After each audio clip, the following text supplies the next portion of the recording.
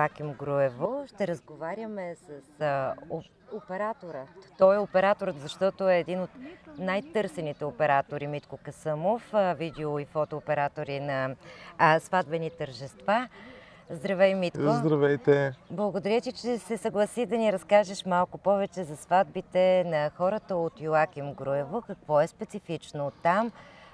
Какви са ромите, които живеете? Какви са традициите в Йоаким Груево? В Йоаким Груево, като ме викат да снимам някое тържество, сватба, рожден ден, юбилей, там са няколко националности роми. Има копаняри, има кардараши, има и обикновени роми, дето им казват цигани, нали? И снимам и при трите националности снимам. Да. При кардарашките сватби е малко по-особено. Не е като... По-различно е. По-различно е. Не е като при ромските сватби. При кардарашките сватби това, което снимам и това, което виждам, са много строги нещата. Много мога да кажа и законни нещата. При тях те стават сватанаци между роднини, първи, втори братовчеди, децата им са женат. Което ми прави впечатление, че са на по 14-15 години се взимат и държат много на традицията на девствеността при тях. Булката. На булката на девствеността. Това е особеното при тях. Тържествата са много пишни, няколко дена тържества, по цял ден, по цяла нощ, ядене, пиене, много пари и така нататък. Добре, как започва при кардарашите, при годежа, защото аз знам, че ти участваш въобще от, да кажем, от обрязването, то до сватбата, то до кръщенето и така нататък. При нас е така, просто професията ми е такава, работа ми е такава да снимам такива неща. При тях се започва, нали, с годежа, събират се, нали, разбират се, нали, искането на булката, това е годеж. След това се определя датата за сватбата. Живеят известно време така заедно и ако се разбират и дигат голяма сватба. Първо е годеж, след няколко месеца, най-много година и сватбата. Добре, аз знам, че те много държат на девствеността и на сватбата. Вечерта на сватбата е първата брачна нощ и тогава се станцува и с чаршафа. Точно така присъствах, снимах по-точно, може би преди 7-8 години. Даже ми излезе вчера спомен от тази сватба. Една сватба в пак кардарашка, само че в Първомай. Те са си заедно. Какво ми направи впечатление? Нали, от сутринта се започна, първо в дома, след това в ресторанта. И това, което не бях виждал, нали, бях почти новобранец в бранша. Вече аз съм, дето се казва, 12-13 години, тогава съм бил на 3-4 години, току-що прохождаш. И като снимах по едно време, какво разбрах? Половината хора от сватбата ги нямаше, изчезнаха, викам, свършва сватбата и аз се зарадвах да си вземам парите и да си хода. А то какво се оказа? Отидаха да имат първа брачна нощ, но сватбното тържество продължаваше. И тогава ми викаха, снимай, ако трябваше да дадем повече пари. Викам, не ми трябват повече пари. Това, което ми направи впечатление, че трябваше да снимам точно чаршафа. Точно. И си го слагаха на главата и играят, и се радват, и целуват, което ми направи много голямо впечатление. Показваха девствеността, трябваше да го снимам това с камера, нали, да го запомня. Добре, ти казваш, след годежа заживяват известно време заедно, може и да година. През това време не правят секс, така ли? Това не правят. Защото щом на първата брачна нощ. Да, те дават само дума и определят датата на сватбата. Тогава се вижда булката дали може да готви, дали може да чисти. Да, точно така. Младоженецът дали е верен, дали... Да, определя се, нали, дата за сватбата, през това време се опознават, защото при тях много малка вероятността да е по любов. Казвам ви го така, много малка. При тях взима се и така. Кога се правят уговорките? Уговорките се правят преди тези неща. Те се събират семейни. А кога се правят уговорките, родителите ли правят уговорката кой с кого ще се ожени? Да, родителите. Но като деца ли още или... Мисля, че като деца го правят това нещо. Те са в буквалния смисъл деца. Те са на Те по пак са 14-15 години и се купуват.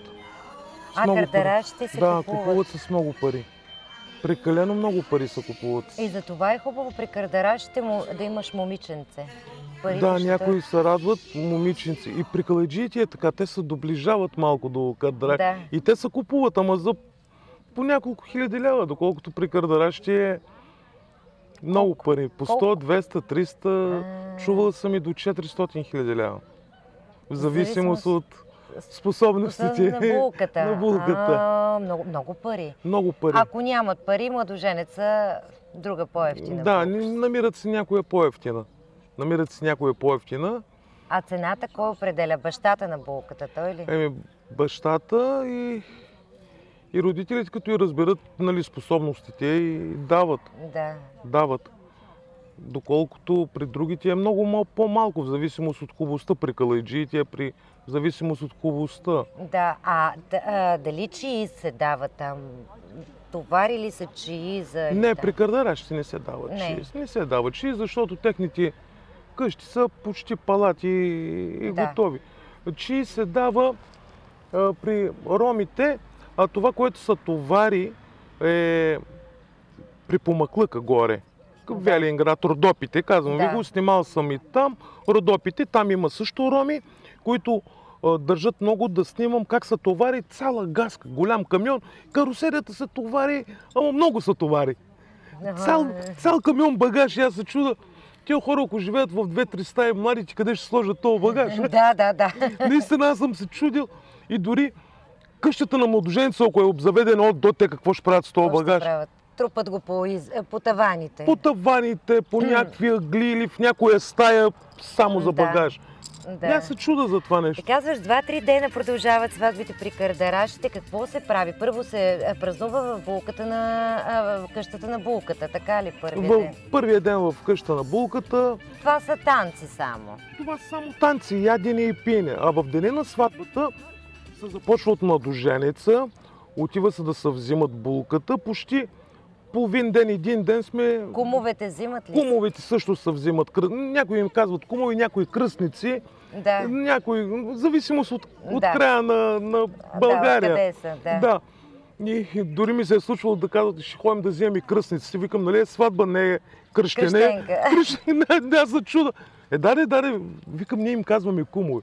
Взимат са кумовете или кръстниците, както ги наричат, и се ходи да се взима булката. И там вече се облича булката, кичат я с злато, с пари. И чак тогава вече се отива към ресторанта, където тържеството е от следобяда до сутринта задължително. Сутринта се изчакват, булката и младоженеца да стане и там също обаче се записват, нали така, даровете, които се дават. И аз съм присъствал на няколко сватби и ми предстоят такива тържества. Мога да ви кажа с ръка на сърцето, че съм виждал по един чувал парички. Кардарашките са много богати. Да, и накрая обявяват изброената сума, нали, те ги сумират. Примерно Иван дарява 1000 евро, и другия дарява 2000 евро, другия дава 300 евро. И накрая се сумира това, което е записано в тетрадката. И преди да се разпуснат, слушаме и се обявява и казва: благодарим ви, така, 120 хиляди лева. Примерно. Да. Или 200 хиляди лева, или 300 хиляди лева. Каква е най-голямата сума, която се чува? 10. 10. Какво 10? 10 хиляди евро. 10 хиляди евро? Да. Виждам как роднини дават по 5, по 10 хиляди. Това е едно. А за цяла сватба? За цяла сватба са събрани около 200 хиляди лева. 200 хиляди лева? Да, около 200 хиляди лева събрани. И е така, в една кърпа или в една труба, която така се мята през рамото. Буквалния смисъл виждам една купчина пари. Купчина пари, които дават хората. И това е за дарение. Това са за помощ за младите. Да, ама съответно виждам, че пък как се правят тези сватби. От пиле мляко, на всяка маса се слагат агнета, торти, за питиетата от маркови по-маркови нагоре. Скъпи сватби. Много скъпи, много. Той може би ще изхарчи за сватбата 50 хиляди лева. И ще събере 150 или ще събере 100. И той харчи много. Които обаче трябва да ги върне, нека да кажем, трябва да ги върне, а след като отиде на сватбите на тези хора. Точно така, той не е само при тях, и при другите е така. И при другите ромски сватби, когато снимам сватбите, казват: камерата, снимай го това, защото вика, аз трябва да виждам какво ми дават след това. Аз съм длъжен да го върна. Да го върнеш минимум толкова. Минимум толкова и фактически, ако ти се даряват 500 лева, ти тези 500 ги връщаш и от теб даваш, да речем, още 50-100 лева. Да, още 50-100 лева даваш от тебе. Да. Значи Йоаким Груево, кърдарашките сватби, това е най-популярното. За копанярите, те са подобни или не? Копанярите, много аз не им знам традициите как са. Снимаме кръщене, предстоят ни и кръщенета при копанярските. Снимали сме и сватби, нали? Съвсем нормални. Те се приближават повече към българските традиции. Български традиции е едно към едно. Кръщенета влизат в православна църква. По сватбите задължително младоженците минават под венчилото, попа ги венчава. Традициите са едно към едно като българските. А при кърдарашите те минават ли през църква? Кръщенетата минават. Принципно те са православни. Водят са православни, но сега и някои са вече евангелисти, вярват в Господ Исус Христос. Да. А когато при кръщенетата, при кърдарашите, има ли нещо различно? Това, което снимам, няма нищо различно. Минава се детенцето, потапя се във вода, както е при българските кръщенета. Едно към едно е. Без никаква разлика. А при тях също няма каната и така нататък? При тях няма кана. Кана има при турско говорящите. Сега ще продължим, за другите села ще разкажем. А обрязване има ли? Обрязване има при мюсюлманите. Да. Значи тези, които изповядват, нали, исляма, мюсюлманската вяра. Това е много интересна традиция, но много ви благодаря за това, че ни разказахте за сватбите от Йоаким Груево. Всичко може да види такова богатство на традиции, такова прекрасно неща може да ви разкажем и да ни видим и се надявам така и да погледнем и малко от вашите кадри. Разбира се, няма проблеми, ще ви предоставим кадри.